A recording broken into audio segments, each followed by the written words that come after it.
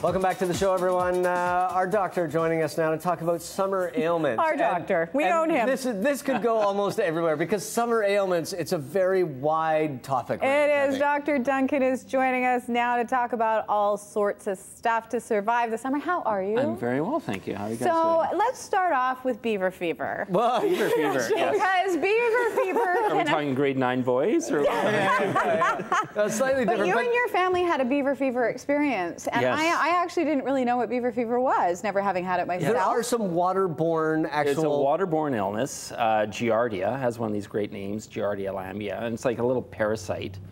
And river water, lake water, and it gets into you, and then it gets out of you. It just gets It out of you devastates. any way it can. Very emphatically purges. And there's like lake itch. I mean, there's a lot of things when you go into the water that people don't quite realize. Do you see a real uptick in this kind of stuff when you come in? You know, there's a lot of things out there that you just haven't seen yet, like Lyme disease, West Nile virus. We are all freaked out about that.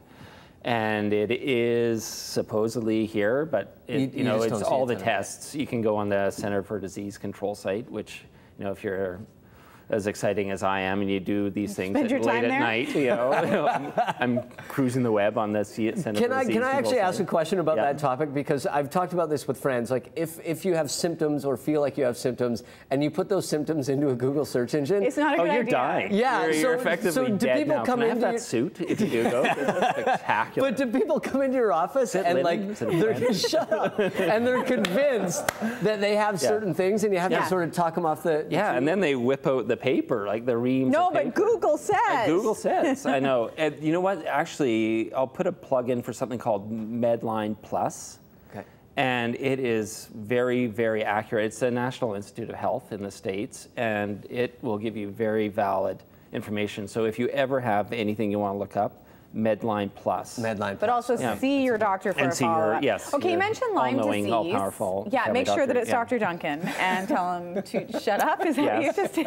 Okay, Lyme disease. The respect is overwhelming. The ticks. What do you do if you have a tick? Yeah, do you go to emergency they're kind of gross, actually. It's an animal burrowing into your skin. Yeah, and basically I thought it was like something that fell out of the trees, but generally they're in grasses, and you're cruising along and they glom onto you, and then they work their way up, and so inside around your the skin. collar. They love they don't like waistlines and really collars common, and bra strap lines. Yeah, and pubic area.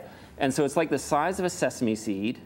And this is a bit reversed because it burrows into you and then gets engorged. Yeah. And then it has a blood meal, it's called, because it needs the protein in your blood to feed its babies, and then it falls off, and then okay. So if you see a tick poking out of your skin, what do you do? Now that's a good question, because people, I was looking and they're saying like, pour gasoline on, light it on fire. Well, that's okay, great way not to spread your gene pool, maybe. But then you're going to be in the burn unit. I know. But once again, thank you, Google. So you don't twist. You basically just sort of gently under traction try to pull it off, because you don't want to leave its mouth parts inside. Yeah. Because it grabs on, right? Yeah. I'm going to use you as a resource for things that my family are having difficulties with so far this summer. Swimmer's ear has been a big topic in our household for all the kids, because they're spending a lot of time in water. What is it? How do you treat that? So, swimmer's ear, what it is basically the water gets into your ear canal and dissolves some of the mucky muck that's there, and you get a low-grade infection. And so kids will complain of an earache. Get them to tug on their ear, and if that hurts, you know, it's swimmer's ear. Whereas if it's in the middle ear, like a regular ear infection, if you tug on the ear, it won't hurt. It won't hurt. And so their if you hearing tug on will the be ear, down. You know that's what it is. And if they're constantly getting it, what I get people to do is make a mixture of rubbing alcohol and vinegar. Now, you don't drink that. Or like 50-50. Or light it on fire.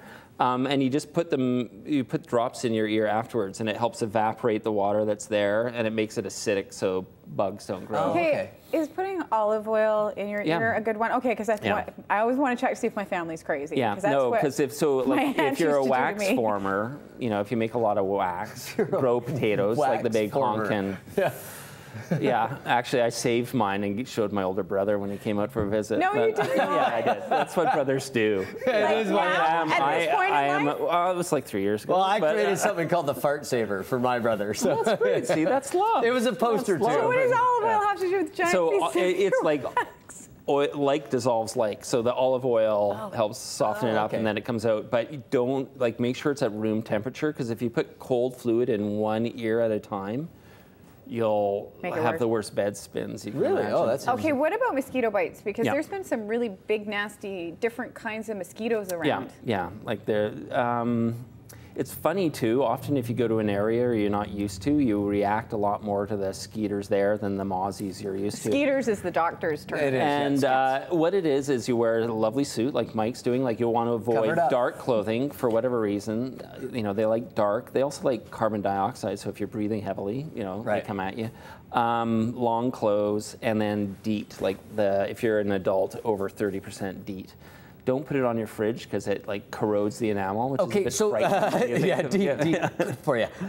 When kids get bite, and this happens to my kids, and it used to happen to me when I was a kid, and they itch like stink. They tend to get infected, like it pulls the top off it almost. Yeah, well, because if you've got grubby nails and then you're going at it. So if they're really itchy, you know, you can give them Benadryl. It's going to make most kids drowsy. Or there's anti-itch. Or the anti-itch thing, or like the Cortate. And if they get a little bit infected, if like sort of the top comes off and they get that little wound, is that just a polysporin kind of thing? Yeah. Polysporin, unfortunately, it's because it's so available, it gets used so much, it's kind of like peeing in the wind, like it's not always useful. Okay. So anything that we could do or just let it heal? I mean, if it's starting to look like Uncle Fester, then you should probably see your... Right. You know, okay, what about sunburns? Everybody knows they should wear sunscreen and not get a sunburn, but every now and then you do something stupid and you get a really bad sunburn. What should you do? You're supposed to pee on it, aren't you? No, that's the, whatchamacallit, jellyfish bites. Right? No, that is jellyfish bites. It doesn't work. Yeah, because if you put water on a jellyfish bite, they have like these little microscopic cysts, and if you put water, like fresh water on it, it'll burst, and then you get more of the toxin. So you do pee on so you're all-knowing and all-powerful. And then it goes, ew, gross, someone's peeing on me. Well, you know, and again, you could film it and then put it on YouTube. And at least make some money on the side. Okay, back to sunburns. So anyway, so sunburns. Don't like pee on take them. Advil. I would take ibuprofen, like an anti-inflammatory, because it's an inflammatory response. Right? So anti-inflammatory, lots of fluid. And then, you know, they do have the afterbite stuff, but you want to avoid the canes. I'm not talking cocaine. I'm talking like lidocaine or the topical anesthetics, like, because you'll absorb too much and you can get sort of sensitivity to it. Oh, interesting. So, like, you know, you can put on aloe vera or something like that. Again, hydrocortisone to settle it down, but really it's fluids and anti-inflammatories. And don't be stupid. Put on sunscreen and minimize your sun exposure. Yeah, and you know, coming from a guy who's 3 follicles shy of the full-on comb over, you know, wear your urban sombrero. Like you want to be wearing a hat. Yeah. And tell them that Dr. Duncan told you to. I have to revise my will to put this for... So everybody, what was the website you recommended? Oh, it's again? Medline Plus. Medline Plus. It's the National Institute of Health. So try it all at home and upload it on YouTube. Right? That's what we're supposed to do? It only increases when I'm happy. Thank you, Duncan. Always a pleasure. What? Always a pleasure. Okay, we're going to take a break.